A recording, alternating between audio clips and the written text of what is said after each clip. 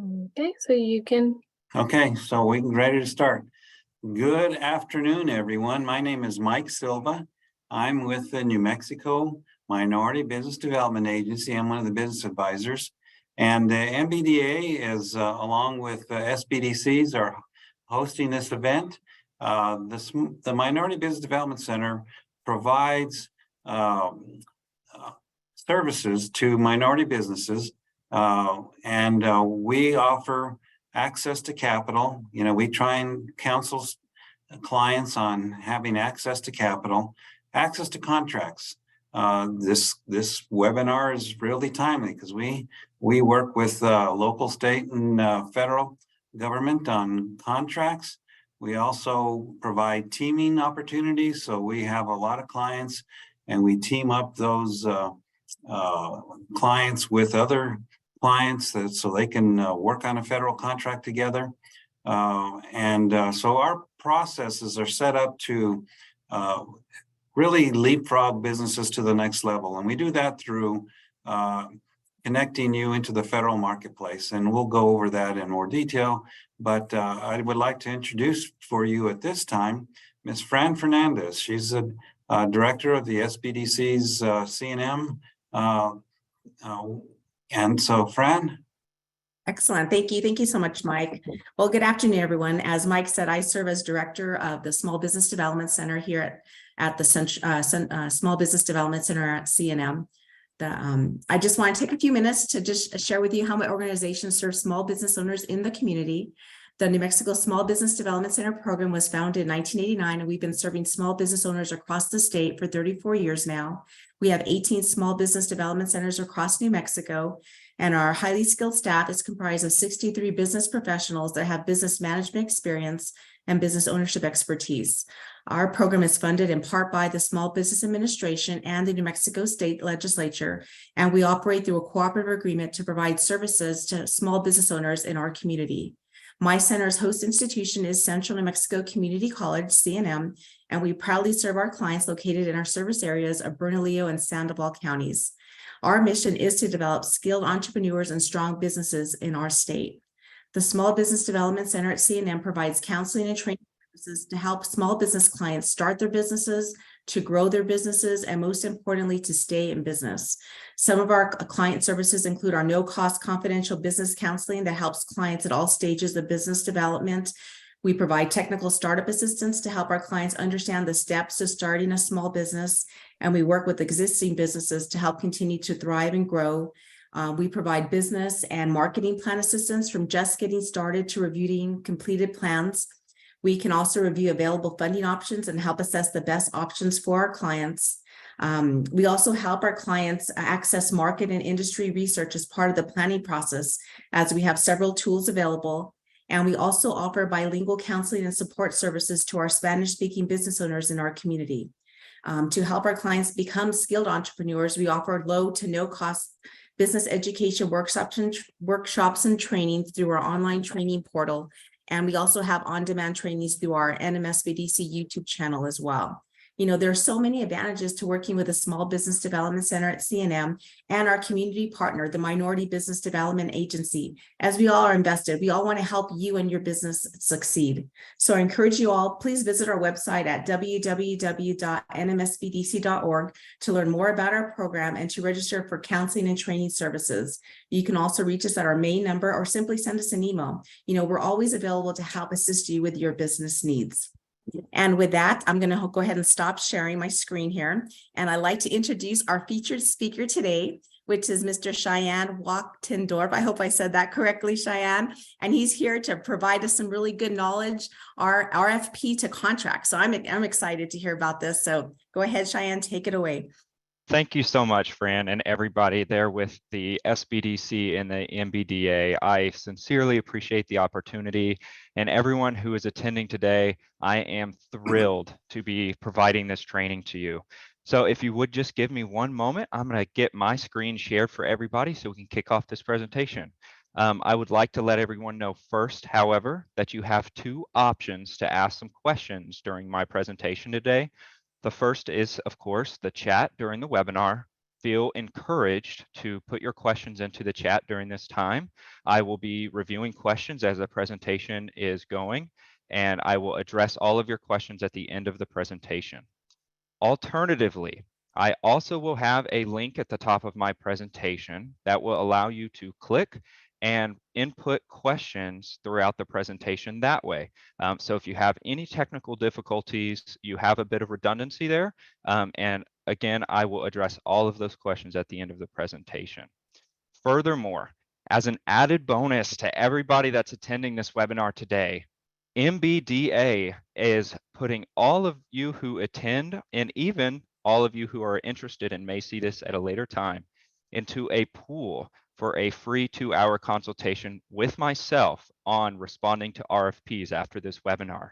So if you're a small business, if you're an organization that is interested in pursuing government contracting, state contracting, or even local contract award, please, let's talk to Miss Sophia Bahanas. Shoot her an email after this. She'll get you into the pool, and we will get you on the phone or live in person with me for a 2-hour consultation. All right, let's get this started.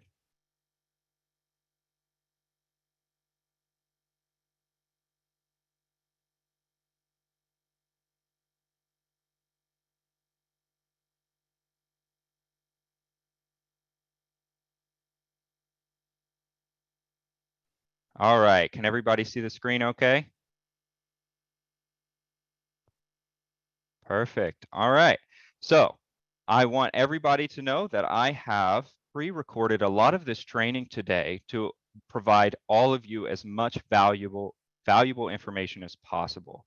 So in the webinar today, you're going to hear a lot of information in addition to the presentation itself. And I want all of you to know that resource and that information is going to be provided to you as an attendee of today's webinar. So as much as you may want to take notes and write everything down as rigorously as possible, feel encouraged that you will have continued access to this information after today.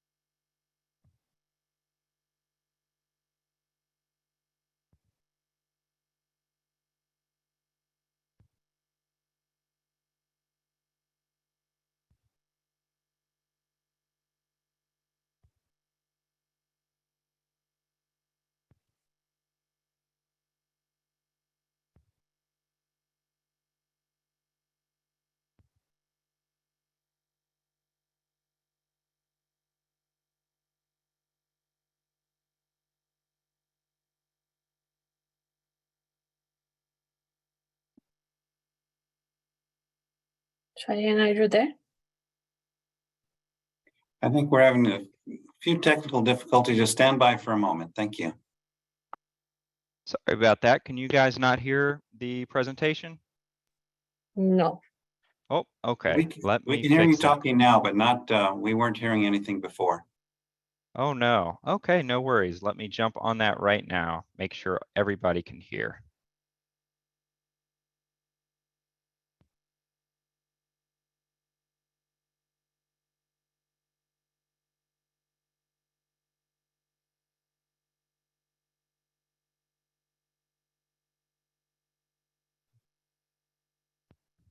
Still not hearing anything, Cheyenne. All right, let's try this again. Sorry about that. Having some technical difficulties here.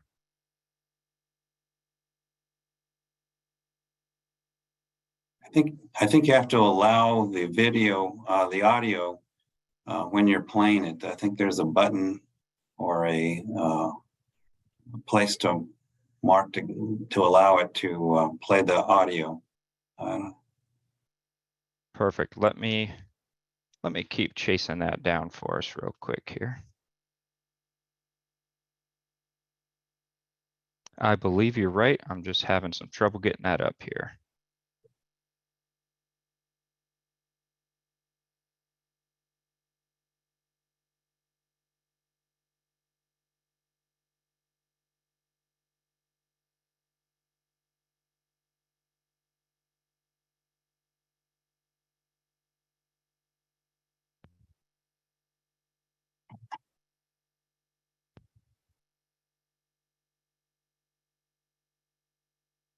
We're almost there, folks.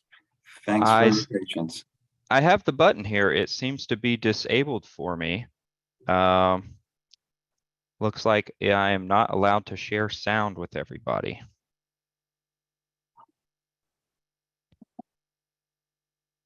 That may be an administrative constraint that's been put on by chance.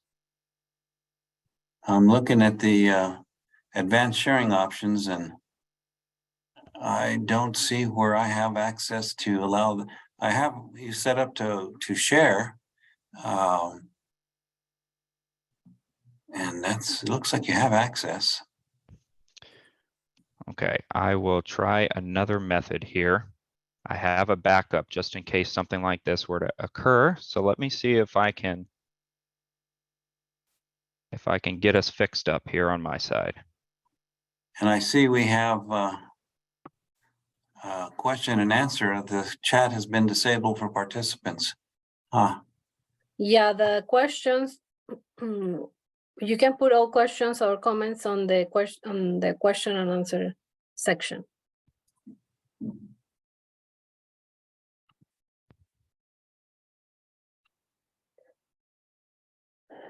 I'm looking to.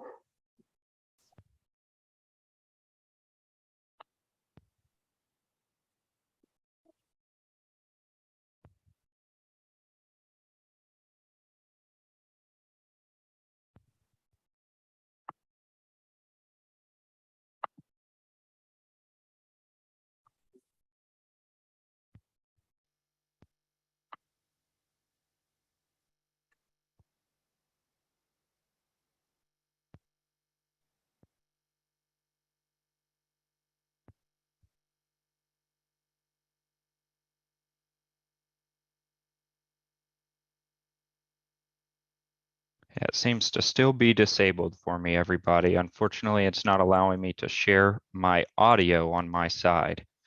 If I've been given administrative rights, it may be possible that I could exit the presentation and reinitiate my connection, if that's advised.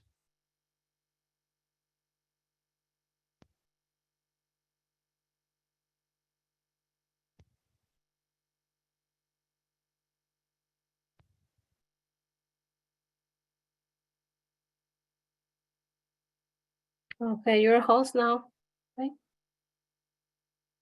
Perfect. Let me see if I can do that.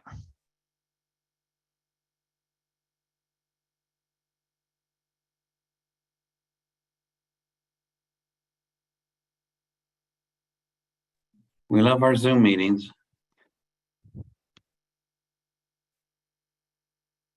The option is still blocked out for me. And you're the host. Okay. I may need to reinitiate my sharing here.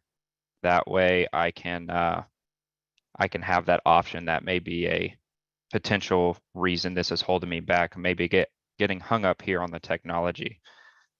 Am I able to leave and reinitiate the connection? You will have to allow you back in. So yeah, go ahead and do that. Yes, sir. Reattempting right now.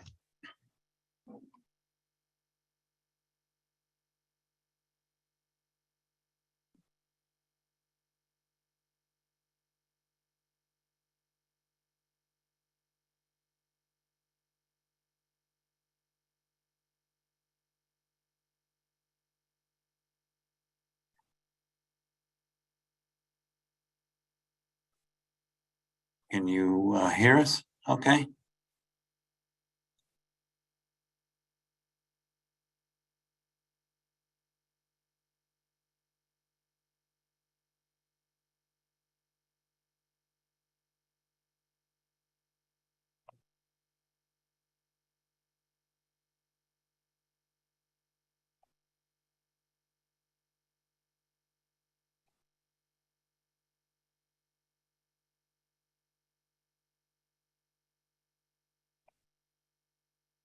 Sophia, are you the host now? I'm not the host.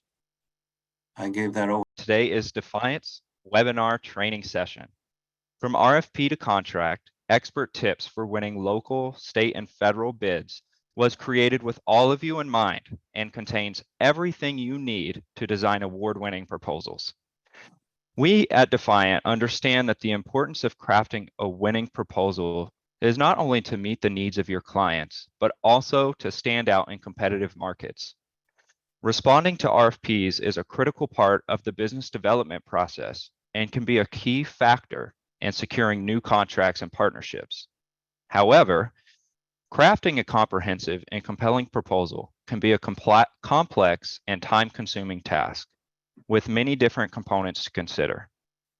We have designed this webinar to provide you with the knowledge and the skills necessary to respond to requests for proposals with confidence and ultimately success.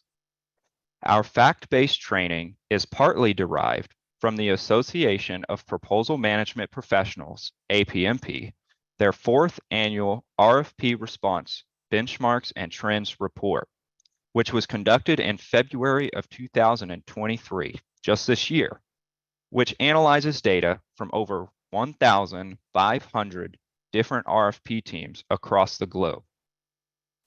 Throughout this training, we are going to cover key strategies for understanding RFP requirements, conducting effective research and analysis, developing strong value propositions, and creating well-written and visually appealing proposals.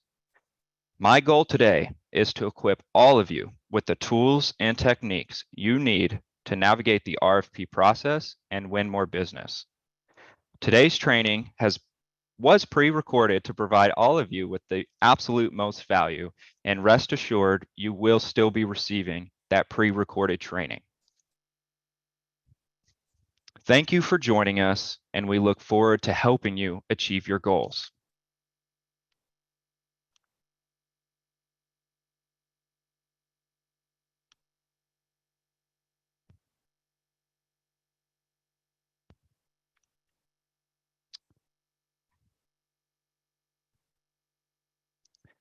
I apologize. Having some more technical difficulties here. Seems to be playing on my side, but not your guys' side. So I'm going to make sure I turn all of that off and I can continue to provide this information to all of you without hearing myself play in the background.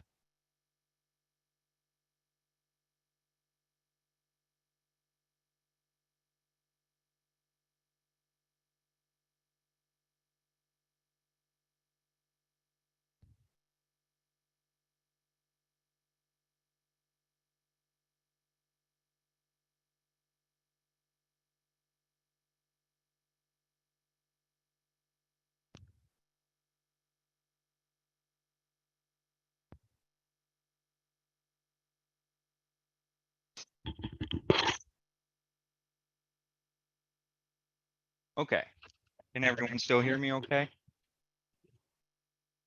Yes, we can. Perfect.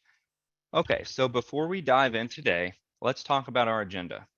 We're going to begin by discussing what an RFP truly is, why people and organizations choose to issue an RFP, and what a response to an RFP should look like. Then we're going to dive into the obstacles in the RFP response process to include Defiant's 3 major factors in that challenge. First, that is the scale of the RFP. Secondly, we're going to look at the competition and how fierce that could be. And third, we're going to look at the other variables outside of the paperwork that could impact your success. Then we're going to look at why collaborating with stakeholders is so important.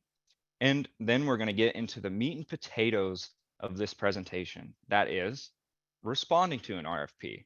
We're going to talk about our introduction, our cover letter, our executive summary, deliverables, detailed strategies, implementation plans, all the way through our cost pricing, our company's information, and ultimately the agreement that would take place in the event of an award.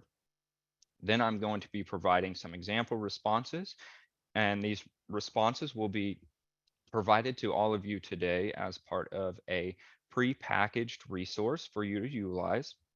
We're going to talk about some best practices that we found here at Defiant that work for ourselves and our clients in responding to an RFP, and then we're going to open up the floor to approximately 10 minutes of Q&A.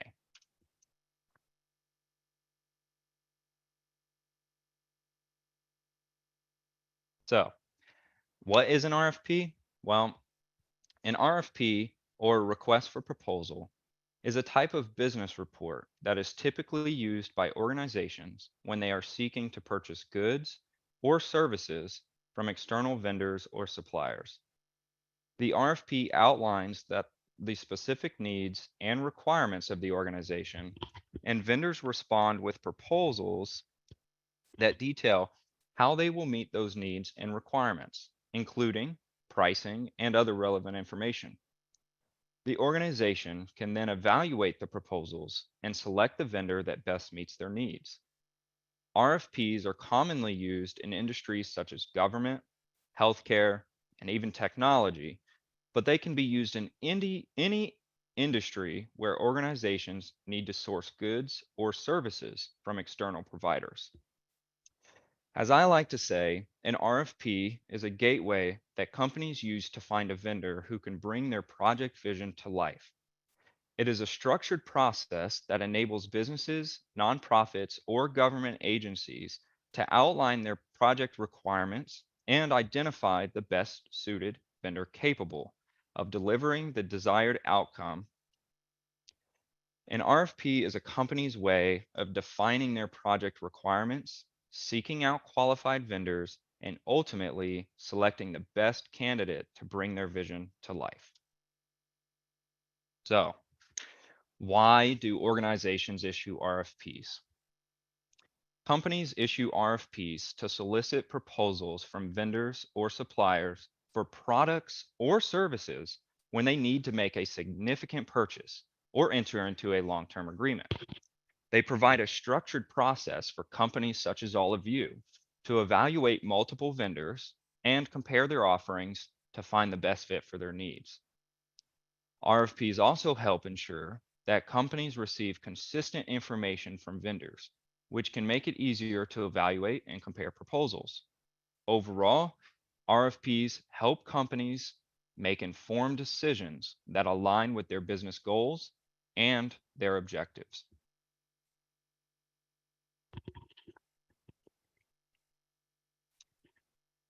What is a response to an RFP? A response to a request for a proposal is a formal document that outlines how a company or organization will meet the requirements and needs specified in the request for a proposal. It is essentially a proposal that details the company's capabilities, services, and the solutions that address the specific needs of the issuer of the RFP. The response should typically include information about your company's background, your experience, relevant case studies, and of course, pricing. The goal of a response to an RFP is to persuade the issuer that your company is the best choice to fulfill their needs and their requirements. Writing business proposals is much like selecting two random snowflakes. They should all be unique, and no two proposals should be the same. Remember that as we begin discussing how to write responses, that we are covering guidelines and general requirements, but ultimately it is your creativity and the solutions that you bring to the table that are going to get that award. So let's talk about some of the obstacles. Here I have a visual representation that is from our 4th annual Benchmark and Trends report, demonstrating the top challenges in the responding process. You can see that we go with our highest challenge as collaboration with subject matter experts at 51% of respondents, all the way down to having none. We have no real challenges. Rest assured that when you are writing your own response and you're generating a proposal, that the obstacles and challenges you face are not unique. that everyone faces those challenges, and it's the perseverance to overcome those challenges and utilizing the solutions in your tool belt that are going to get you across that finish line. However, in Defiance experience, our first major obstacle in the RFP response process is the scale. The scale of an RFP can be a major obstacle in the response process due to the amount of time and resources required to respond comprehensively. Large RFPs can often contain hundreds, if not thousands, of questions, and the responses may require input and collaboration from a variety of subject matter experts across different departments or even different organizations. This is why you see a 51% response as this being a major obstacle. Getting the information you need to respond to that RFP can be a major challenge. If you develop an RFP response team, they may need to spend significant time gathering and organizing information, crafting clear and concise responses, and reviewing and editing the responses for accuracy and completeness. Additionally, the response team may need to allocate time for testing or validation on their proposed solutions or products, which can be time-consuming and require significant investment in resources. Moreover, when an RFP is large in scale, it can be challenging to manage the various tasks, timelines, and approvals that are required to complete the response successfully. This can lead to delays in response submission, or in some cases, errors or omissions in the response, which can negatively impact your chances of winning that bid. Therefore, it's essential to have an efficient and streamlined process for managing large RFP responses, including utilization of technology, creating clear communication channels, and identifying and assigning specific roles and responsibilities to the response team. Fortunately for all of you who are attending today, we have an amazing process we're going to be covering in the next few slides, and this entire process is going to be provided to you. Our second major obstacle is competition. As we all know, fierce competition for an RFP can be a major obstacle in the response process because it increases the level of effort required to produce that competitive response. When multiple organizations are vying for the same RFP, they'll put in their best effort to create that winning response. This can lead to the increased competition as each company attempts to outdo the other with a more comprehensive, creative, and compelling proposal.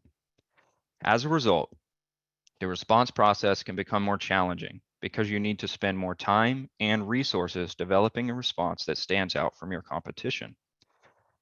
You may need to invest in additional research, analysis, or creative problem solving to demonstrate that your expertise and capabilities are effective.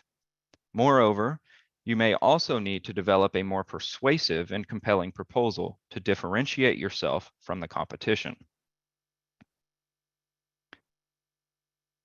If you utilize RFP software, leverage past wins or losses, or invest in professional development, you can help your organization better navigate this obstacle and increase your chances of success. Finally, Defiant's third major obstacle in the response process is that success is so much more than just the paperwork. Success in the RFP response process can be more than just submitting a well-written and compliant proposal. It also requires building relationships with the issuer, understanding their needs and objectives in a deep way, and positioning your organization as the best fit for the project. This can be an obstacle in the response process because it requires much more than just the documentation. For example, even if your organization has a strong proposal, you may not have established the necessary relationships or rapport with the issuer to be awarded the contract. This can happen if the company has not properly engaged with the issuer in the response process, such as attending pre-bid meetings or asking clarifying questions to better understand the project requirements. Additionally, it may also require post-submission activities such as follow-up communication and negotiations. Without these efforts, even the strongest proposal may not result in a contract award. These activities require additional time and resources and can be an obstacle for organizations that do not have the capacity to undertake them.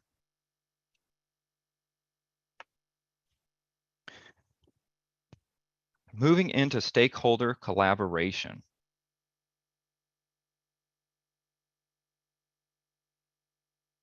Stakeholder collaboration during your response process to an RFP is an extremely important piece of not just developing a strong proposal, but ensuring that your proposal and the solution you are offering the issuer meet the goals and objectives of the stakeholders in your own organization.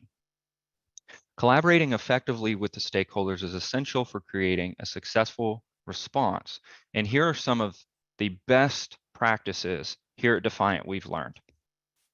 First, you want to establish clear roles and responsibilities within your organization. Before starting the response process, define the roles and responsibilities of each stakeholder involved, assign specific tasks, and establish deadlines to ensure everyone knows what is expected of them.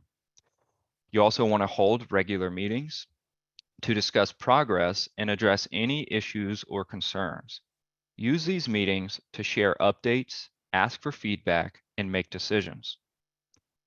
You want to use clear and concise language through effective communication to ensure everyone understands each other.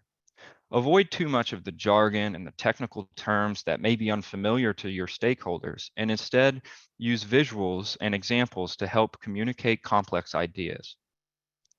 In some responses, it's highly effective to utilize collaborative tools like shared documents, project management software, or RFP software that can help streamline the process and keep everyone on the same page. Use these tools to share information, track progress, and collaborate on the documentation throughout the response process. You also want to leverage the expertise of these stakeholders. Remember that these stakeholders are often in the position that they are because they have a unique set of skills and expertise, and often a unique background that can be leveraged. Each stakeholder brings unique skills and knowledge to the table. Ensure that you leverage their expertise to create a comprehensive and compelling response. Encourage feedback and ideas from everyone involved. Finally, never forget to keep those stakeholders informed. You want to keep them informed of the progress of the response, any changes to the solution that is being proposed, or any issues that arise. Make sure everyone's up to date on the status of the response and knows what to expect going forward. Okay, we're finally getting to the good stuff here, everybody. So, responding to an RFP. First thing we're going to talk about is the introduction. But before we do that, I want to turn your attention for just a moment at the turnaround time visual I have presented here on the right. Again, this is from the 4th annual Benchmark and Trends report from over 1,500 RFP teams across the globe. And you can see here the amount of time they're utilizing in responding to a request for proposal. This may seem extremely short to some of you, or it may seem appropriate. For each team, their degree of expertise and their degree of experience, this time can look different. So don't get caught up in how long it takes you, and instead always focus on the quality of the response that you're providing and ensure that you feel proud of what solution you're bringing to the table. And ultimately, it doesn't matter if it takes you under 5 hours or if it takes you over 30 days to generate this response. You are still in a strong position to win that award. So, introduction to a RFP response. The best way to respond to an RFP is to ensure that your response is tailored to the specific needs and the requirements of the client by doing adequate research. This means taking the time to thoroughly understand their business and their challenges. Also, don't forget, in this issued RFP, they're going to have the objectives that they hope to accomplish through this contracted award. So be sure to pay attention to that as well. But by doing so, you can tailor your response to their needs rather than simply providing generic information. And adapting to your audience is one of the most critical areas to focus in developing a competitive response. So always pay attention to the issuer's objectives, their challenges, and their business as a whole. When it comes to the language that you use, it's important to remember that words are powerful tools. The language you use should be clear and concise and should be focused on your client's needs. Avoid using technical jargon or industry-specific language that the client may not understand. Instead, use simple language that clearly communicates your message. Structure is also extremely important when it comes to an RFP response. Your response should be well organized and easy to navigate. Use headings and subheadings to break up the text, and consider using bullet points and lists to make information easier to digest. A well-structured response will help the client quickly find the information they need, which can be particularly important if they are reviewing multiple responses. In your introduction, it's important to clearly demonstrate your understanding of your client and their need. This can be achieved by summarizing the key challenges that they are facing and how your solution can help them overcome those challenges. You should also provide a clear overview of your response structure, highlighting the key sections and how they relate to the client's requirements. By focusing on understanding the client, using clear language, and creating a well-structured response, you can increase your chances of success when responding to that RFP. If I had to list the 3 major determinants of a successful response, it would be those 3 things. Now let's jump into our cover letter. In your cover letter, it's one of the first things the issuer is going to read. As such, it's important to make a good impression and clearly communicate your interest in that opportunity. Here are some of our tips for writing an effective cover letter. First, address the issuer directly. Address them by name or by organization and make it clear that you understand their needs and have read the RFP thoroughly. Secondly, let's highlight your strengths. In the opening paragraph, provide a brief overview of your company and the key strengths that make you a strong candidate for this opportunity. Be sure to focus on how your company can help the issuer achieve their goals. Third pro tip, we want to use a professional tone. Regardless if it's a small local contracting opportunity, if it's a state one-time execution on a bid, or if it's a large-scale monthly, yearly federal bid, we want to use that professional tone and write our cover letter with correct grammar and with correct spelling. Avoid using any type of slang or overly casual language. Next, we want to showcase our understanding. Use the cover letter to demonstrate that you understand their need and have the expertise to meet them. That's the key piece here, is in this first page, one of the first things an issuer should read. Not only should they feel that you're professional, not only should they understand that you've read through the RFP thoroughly and that you do have strengths within your organization that make you a viable candidate, but also that your expertise in your organization is the best fit for presenting a solution to that need. Make sure that you highlight any and all relevant experience or success stories that demonstrate your capabilities. Finally, in your cover letter, don't forget to thank the issuer. In the closing paragraph, thank the issuer for considering your company and continue to express your interest.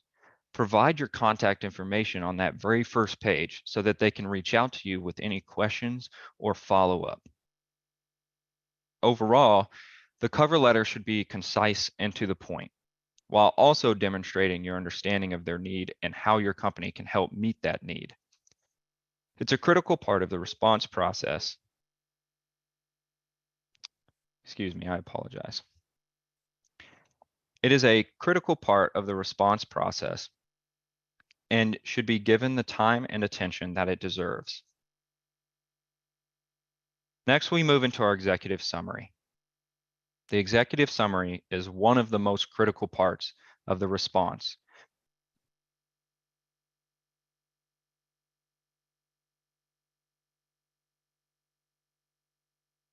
Sorry, it looks like my audio is having an issue here. The executive summary is one of the most important pieces of the response process because it sets the tone for the rest of the response. After the cover letter, your executive summary is going to cover many things, and you need to understand the purpose of this summary. The summary is a brief overview of your entire response, and it's designed to give the evaluators or the issuers of this RFP a high-level understanding of your proposal quickly. It should be concise and to the point, but it should also highlight the most critical aspects of your proposal. You need to tailor your executive summary to that specific RFP. Do not use a blanket executive summary when responding to a proposal, because in almost every case, it's not going to be applicable and it's going to get you disqualified from that bid. Your executive summary should directly address the client's need and requirements outlined in that specific RFP, even if you have submitted and been awarded a bid with the same organization before. Use language and terminology that resonates with the client and shows that you understand their industry and their challenges. I understand I continue to highlight being clear, being concise, and understanding their industry, their business, and their challenges. I want everyone to know that is purposeful. And before we continue, I want to demonstrate that that is one of the most critical pieces in your response. If you do not adequately understand the organization that has issued this RFP, their business, their challenges, and you are not clear and concise, you are not likely to win award. Next, in your executive summary, you want to emphasize your value proposition. Your summary should clearly articulate your unique value proposition and what sets your proposal apart from your competitors. Be sure to highlight any key differentiators that make your proposal stand out. You want to focus on the benefits and the outcomes by being selected for this RFP. And instead of just listing features, focus on all of those benefits and outcomes that your proposal is going to deliver. Use specific metrics where possible to demonstrate the impact of your proposal on their challenge or on their need. Follow a clear structure as you did with your cover letter and as you should throughout your entire response. And you need to make sure it starts with an introduction that sets the scene, then outline your approach, talk about your key benefits, and then provide a conclusion.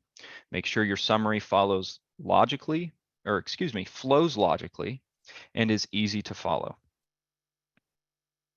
We want to edit and proofread our entire response process at every part of the process. Here at Defiant, what we like to do is focus a chunk at a time or a bite at a time, especially on these larger responses. And we edit and proofread on each piece, whether it's the introduction, whether it's the cover letter, the executive summary, project summary, cost pricing, etc. You want to edit and proofread carefully. Make sure to remove all typos and errors, as they can undermine your credibility and distract your evaluator from your proposal's key message. Ask a colleague, someone in your RFP response team, or even a stakeholder to review your summary before submitting it to catch any mistakes that you may have missed.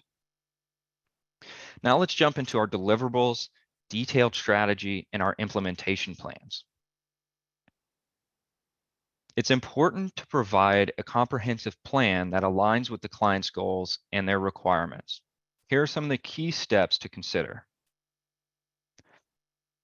When developing a detailed strategy, describe your methodology for completing the project.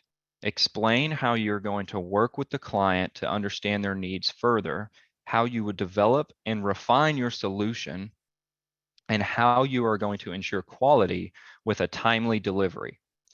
Use case studies, diagrams, and other visual aids to demonstrate your expertise and approach. You also want to provide a clear and concise deliverables list. The client needs to know exactly what they can expect from your proposed solution.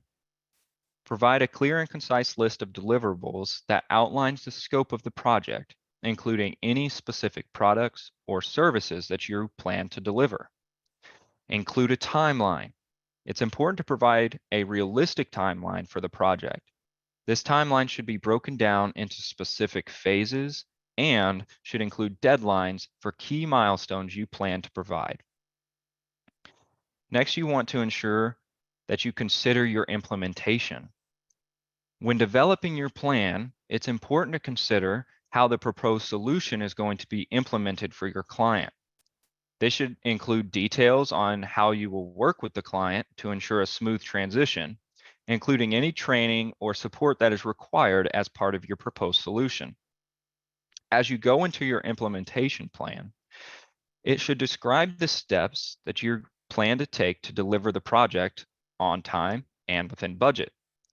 Use a project management tool like Gantt charts to illustrate the timelines and milestones of the project and provide a clear roadmap for how you will collaborate with the client to ensure that the project is delivered successfully. Next, you want to emphasize your expertise, just like you did in the cover letter and just like you did in your executive summary. Use language that emphasizes your expertise and experience in the field that they are seeking a solution for, highlighting how your team's qualifications and relevant successes are going to ultimately be the best choice in awarding you that bid. Going back to structure, our final best practice for our deliverables, detailed strategies, and implementation plans is to use a highly structured format. You want to organize your response for these sections in a clear and structured way that makes it easy for the client to understand, while also communicating the nitty-gritty details of the solution you're proposing.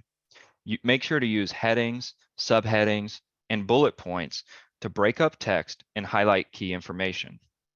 Here at Defiant, we like to use, instead of subheadings, we oftentimes like to use bold, as that will allow the reader to focus on that area of our proposal. By following all of these steps, you can develop a strong response to an RFP regarding your deliverables, your detailed strategy, and your implementation plans that effectively address the client's needs and stand out from your competition. As you move into your project summary and your cost pricing, you want to remember that your project summary should be a brief overview of the project scope, objectives, and approach. You want to start with a clear statement of the project scope and their objectives, and then you want to describe your approach to fulfilling them. Use bullet points to make your summary easy to read, and highlight your strengths and unique value proposition here, just as you did in previous sections. For cost pricing, you should include a detailed breakdown of your pricing structure. So as you can see, the project summary should be brief, but your cost pricing should be highly detailed. Make sure that you include all costs associated with the project. Be completely transparent about your pricing and clearly outline all of the components of the project's costs. Use a spreadsheet to make it easy to understand and follow, and include an explanation of any assumptions or variables that may impact the final cost. To better understand what your cost pricing sheet may need to look like, I have included 2 of Defiant's very own cost pricing worksheets as a resource for all of you after today's training session. So how are we going to present your company's information in past periods of performance? When responding to an RFP in this section, it's important to provide an overview of your company and your past performance in a clear and concise way.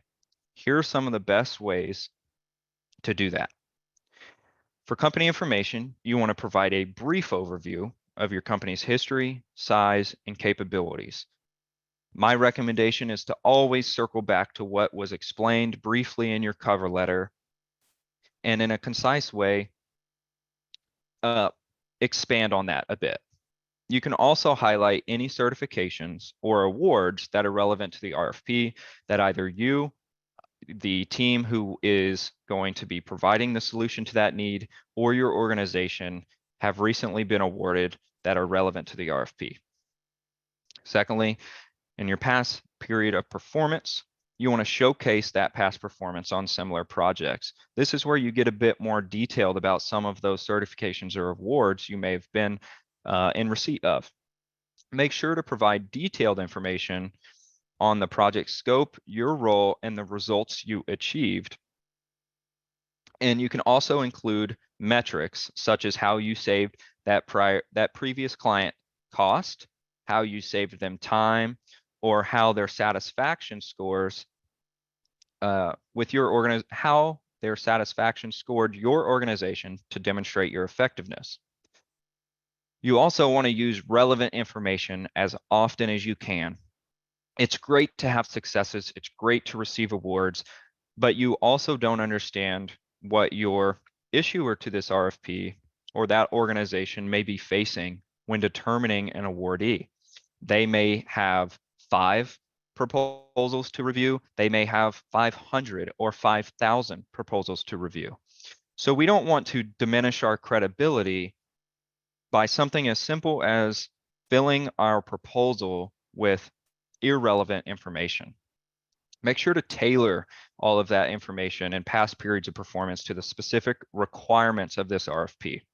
And if it's for a specific industry or market, make sure to highlight your organization's relevant experience in that area. As always, be concise and avoid including unnecessary information or marketing language. We're not here to sell the issuers of the RFP. We're here to demonstrate the value in our solution to sell itself. So keep your responses focused and relevant to the RFP requirements, and don't try to fluff your RFP unnecessarily. Finally, in these 2 sections, if and when possible, always provide references. If the RFP allows, make sure to include references from past customers and past clients. This can provide additional credibility to your company and demonstrate your ability to deliver quality work. By following those best practices, you can effectively showcase your company and your past performance in a way that is relevant to the issuer of the RFP and their requirements, and ultimately will increase your chances of winning that bid. Now we're going to jump into our contract and our agreement section, when applicable. When responding to an RFP in the contract or agreement section, it's important to carefully review those requirements one more time and make sure that you're following the provided instructions from the issuer. This section typically outlines the terms and the conditions that the issuer requires for the contract or agreement, including legal and financial obligations, insurance requirements, and performance metrics. To effectively respond to this section, consider the following best practices. Make sure you understand the terms and conditions as outlined in the RFP by reading the instructions carefully. If there's anything that you are unclear about, seek clarification from the issuer. Next, you want to be sure to provide all of the information that is required, but avoid including extraneous information that may confuse or distract from the main points. Third, address every single one of those requirements in this section. Ensure that you have addressed all of them as outlined in the RFP for the contract section, And this may include providing financial statements, again, providing insurance certificates, providing past periods of performance, if not already articulated in previous sections, or other relevant documentation. Again, each RFP, just like each proposal, may be like a snowflake, completely unique, and no two may be the same, even if from the same organization. So it is imperative that in the contract and agreement section, you do a detailed review of those requirements and what that issuer is expecting to see from you. Next, you want to highlight those strengths one more time. Use this section to highlight your strengths and competitive advantage as they relate to the contract or agreement being sought. This is one more way that you can continue to demonstrate that value from your organization and demonstrate that your solution to their need is the best fit. Finally, our last best practice in this section, as always, is to be as transparent as possible. Be open about any potential issues or challenges that may arise during the performance of the contract or from this agreement. Some organizations, and in my experience, I've received this question a lot, or this statement a lot, excuse me, that, well, if I'm too transparent and I talk about some of these issues or challenges that may arise, that will likely deter the issuer from awarding me this contract. It's quite the contrary. By being transparent and by being open, you are helping to build trust with the issuer and ensuring a successful partnership. I like to communicate to clients this issue in this way. If you are to conceal information, receive award, and then present your client with these challenges, and they come to know later that you knew about these beforehand, imagine the credibility hit and the reputation hit your organization is going to take from that, versus the boost in credibility and the boost in your reputation by being upfront and by being honest with these obstacles that you may face or some of the challenges that your organization may have. In most cases, people agree that the latter is the better option. So always be transparent. Cheyenne, there is a question on the chat. Yes, ma'am, of course. Let me try to get that back up here. Absolutely. I'm so sorry, everybody. Because we're still seeing the bars and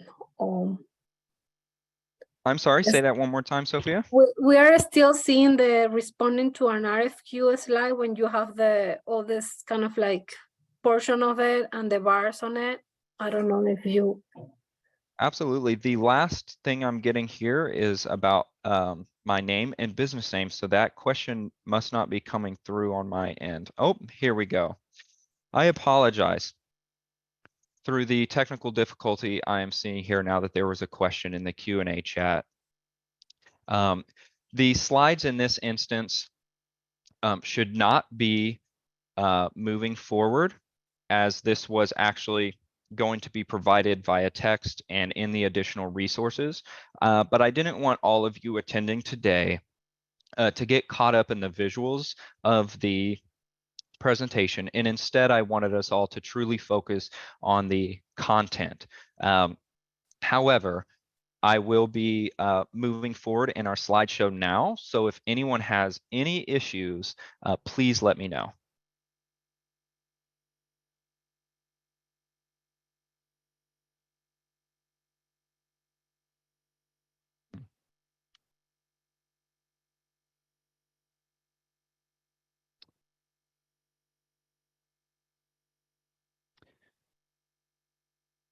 Okay, it looks like one of my slides is not coming through clearly here.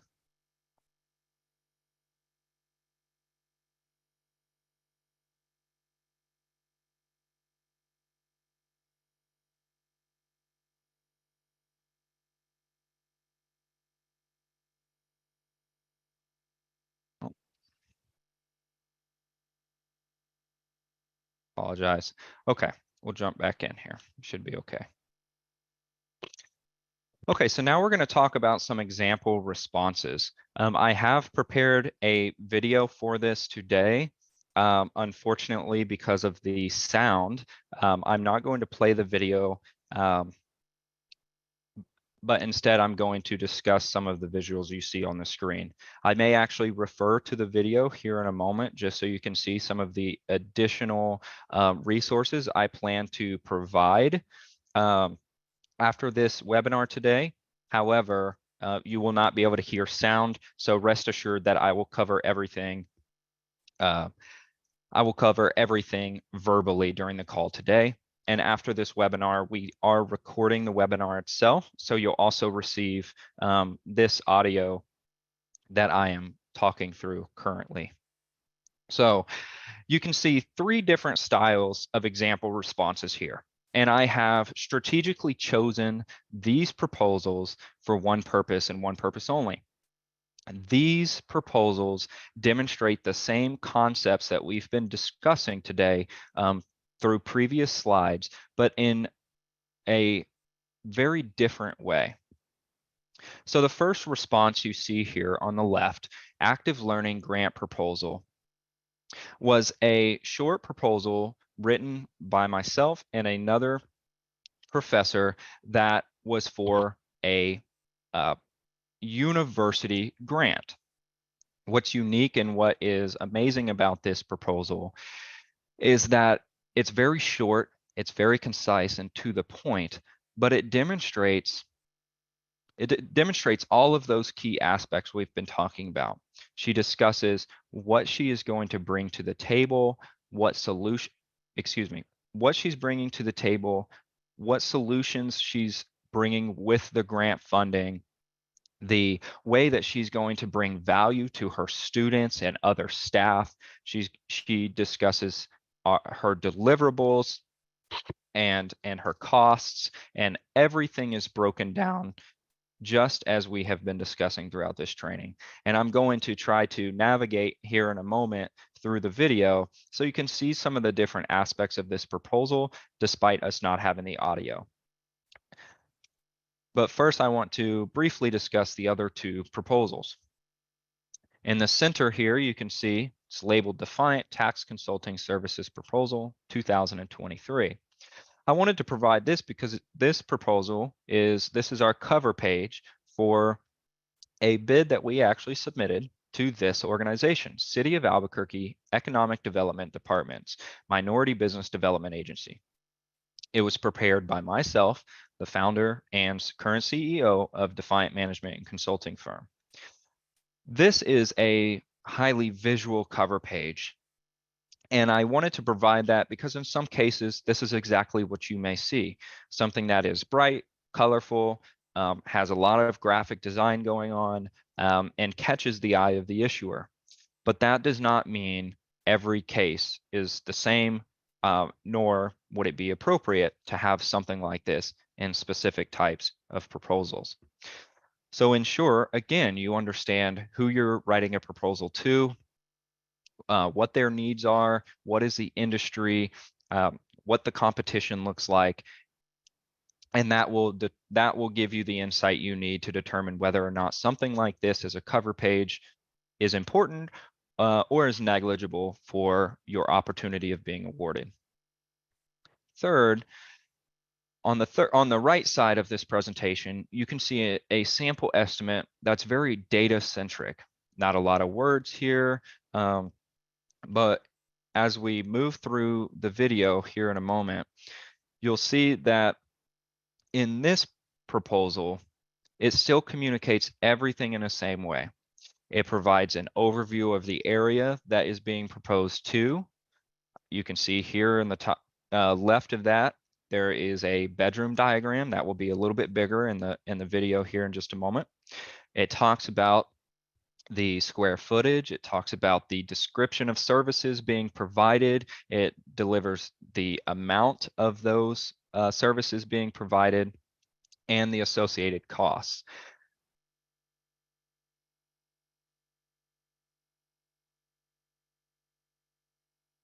Okay, Yep, we are changing slides here. We're going to go ahead and go into the video. Again, I sincerely apologize, everyone, for this video not being able to share my audio for whatever reason. That has not been functioning today, so we're kind of going a bit ad hoc.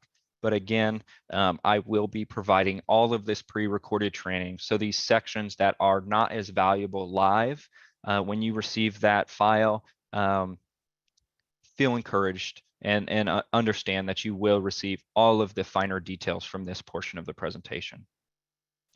So again, you can see here that we're going to jump back into this active learning grant proposal.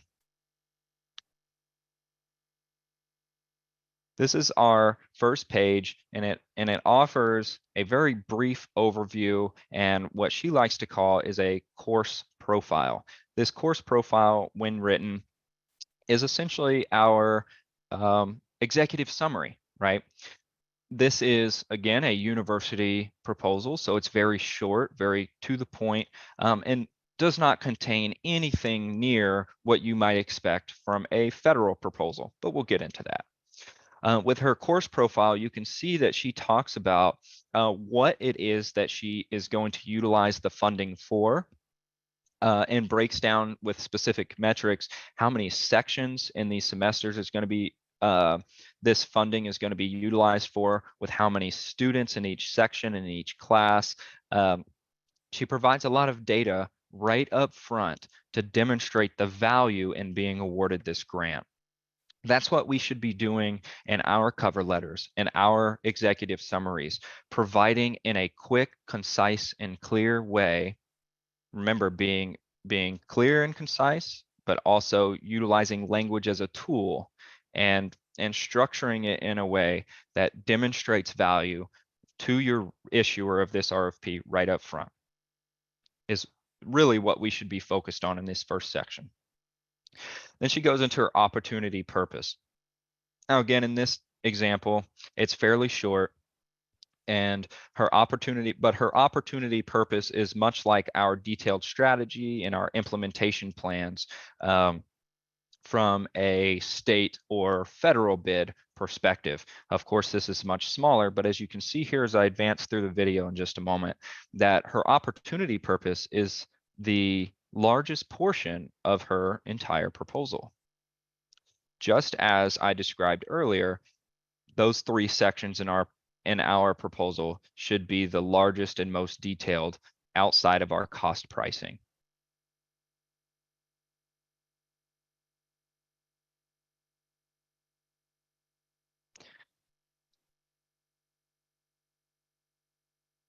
Okay, now you can see here, she jumps into her implementation strategy. And that was the piece I forgot a moment ago. I apologize. Our implementation strategy for this proposal is extremely important and valuable to the issuer because it details line by line how we expect to effectively provide the solution that we are proposing for their need. You can see here that she talks about lectures and textbooks availability. She is going to be providing pre-recorded or recorded, lessons throughout her course and where it may be available. She's going to be providing quizzes and assignments to different members in different periods for open office hours, all of the things that you would expect a professor to provide to their students to build value, especially when receiving grant funding.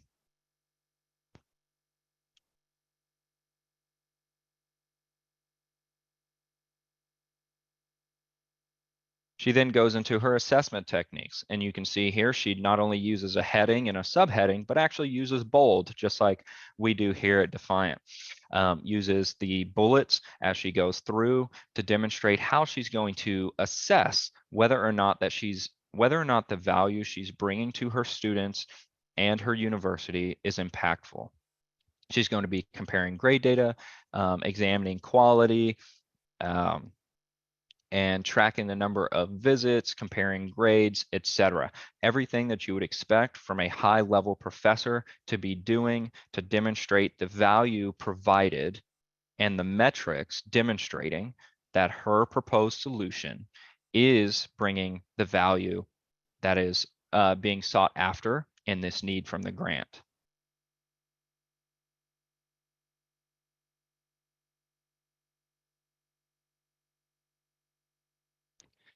Then, of course, she's going to be sharing results. Oh, I'm sorry, got a little head here. Sharing results is just like completing a performance review, completing a periodic milestone review for a federal bid, completing a detailed report or program status, anything of the sort, right? These are key milestones throughout a larger contract you may see in federal contracting that outlines the results the client, i.e., whether it's the federal government, state government, or something as small as a civilian industry here in New Mexico would expect to see, right? What are the results that you're bringing for the money that we're paying and the solution that you have proposed? This is an important factor that you want to have implemented into your responses.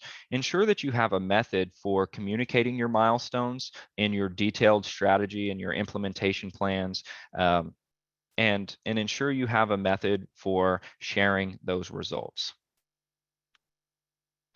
Then, of course, like I said, it's a very short bid. One of the main reasons I picked it. It's so short, sweet, and concise, yet it still contains the major aspects that we've been discussing throughout this webinar.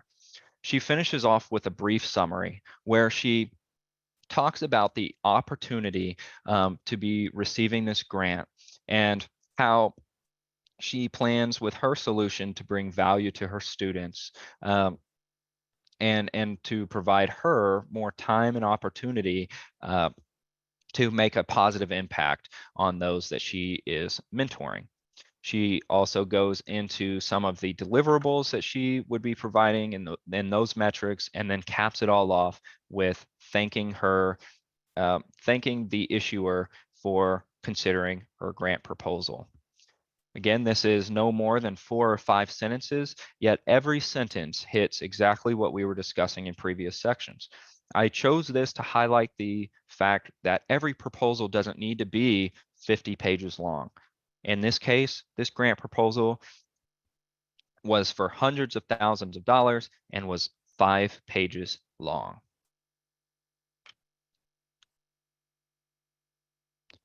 Next, we're going to jump into the proposal we saw on the far right. This is the first of 3 pages from this proposal, and I want to highlight its simplicity. Now, you can see here we have removed names and personal information to share as an example, but the structure is what's most important.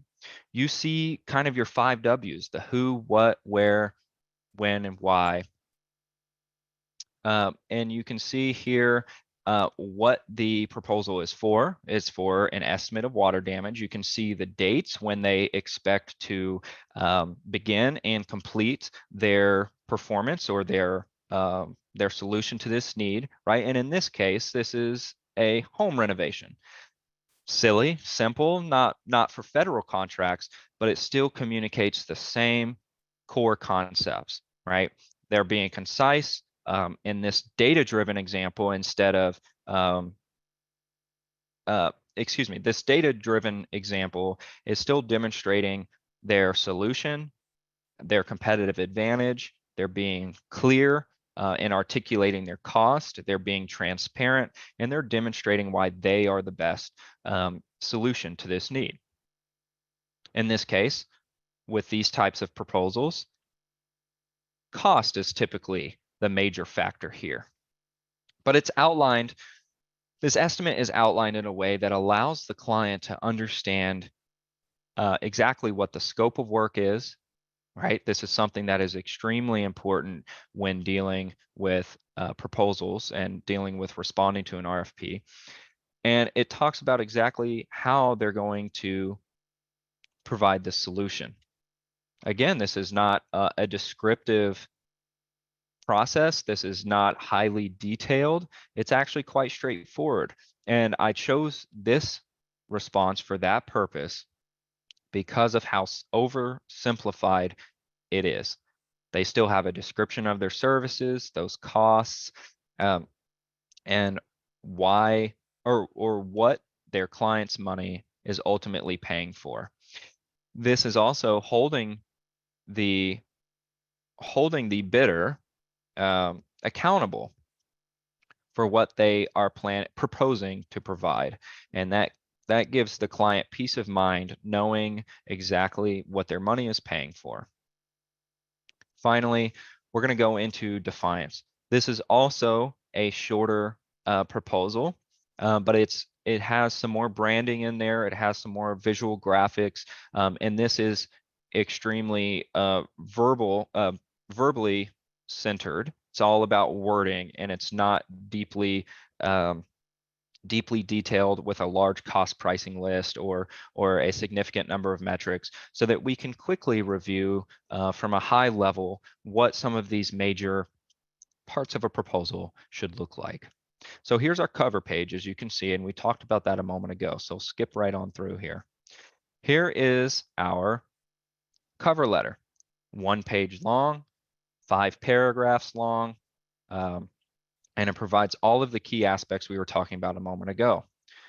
We provide an introduction, we demonstrate who we are, what we're proposing to, and how our solution and our background is best suited to fulfill that need. You can see here I have not just the introductory paragraph, but I discuss briefly who I am as an individual.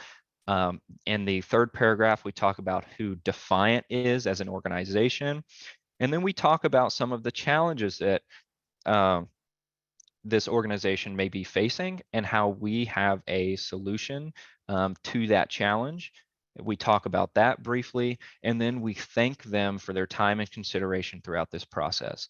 Again, the same structure, the same format, same methodologies that we use is what we have provided to all of you today. Next, we go into our executive summary. You can see here we got a couple of bullet points for what we plan to provide. But again, we talk about some of their challenges, some of their needs, and we talk about how our background and our experience and some of our past periods of performance, right? We are covering just like I said earlier, in a brief way, we are covering exactly what our full proposal looks like, but in a 1-page synopsis. So we go back into our background and we talk about our plan. Sorry about this video, everybody. Again, I look forward to providing this resource to all of you with the audio attached to just give you guys some more value here. But as you move past our executive summary, we talk about our plan in a brief way and how we expect to give that value back to the organization for which we are proposing this solution. As you can see here, we talk about some of the different things in our plan that we're going to discuss. We like to have here define our branding as frequently as possible to remind the issuer of who we are, how to reach us, and to demonstrate in multiple avenues our credibility and our professionalism. Hi, Cheyenne. I know I don't want to interrupt you. I'm just you're a little bit over time. Maybe the attendees want to know how much longer you will take, just to let them know. Yeah, absolutely. So I just have a best practices slide that we can burn through fairly quickly there at the end.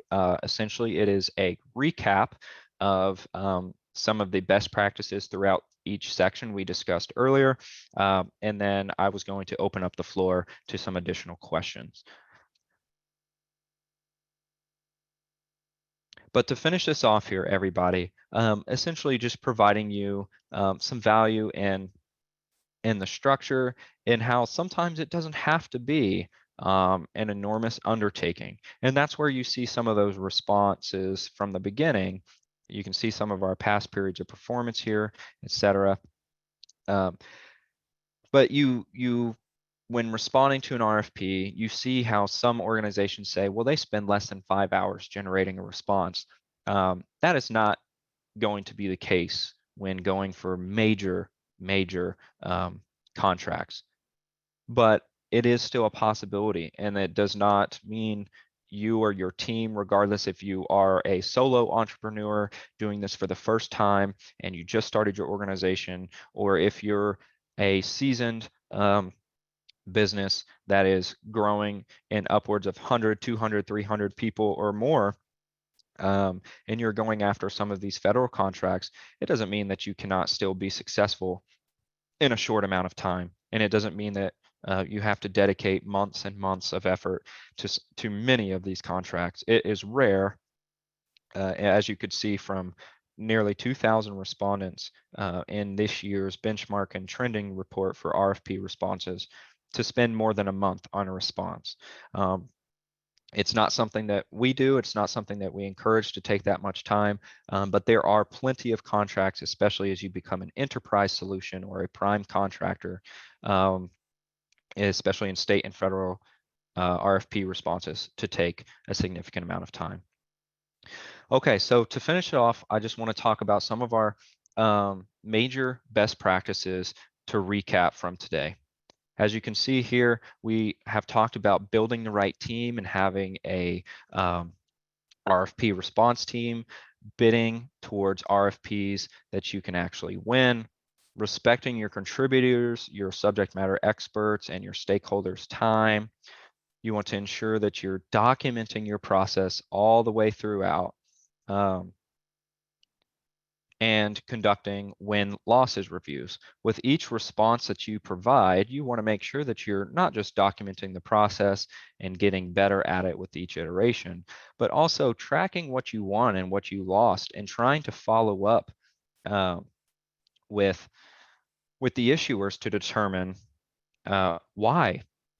Why were you selected? Why were you not selected? And in most cases, you may not receive an answer. But every once in a while, you can receive a significant amount of value in just reaching out and asking for some additional clarification on as to why you did or did not win the award. You also want to utilize technology in the response process. It helps to save you time, energy, helps you save resources, and ultimately will make your response better in most cases.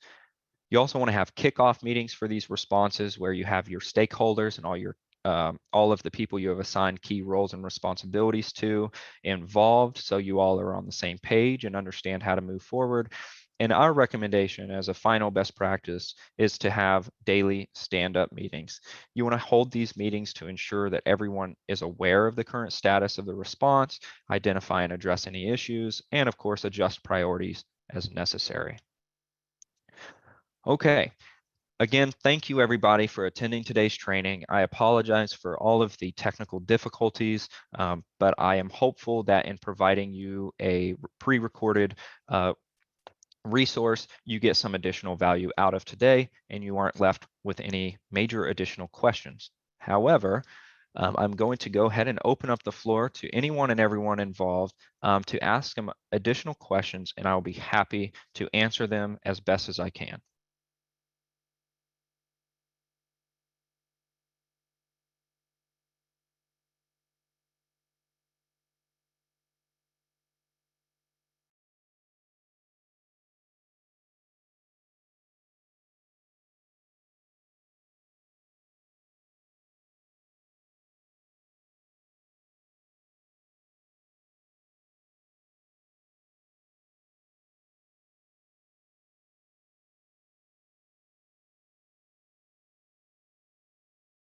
It seems like we don't have questions. We have a couple minutes left here, everybody. Please, by all means, if you have any questions, if there's anything further that you'd like to discuss, go ahead and throw it into the Q&A chat or the regular chat if you have access, and I would love to answer some of those questions. Also, this is Mike Silva again. Excuse me.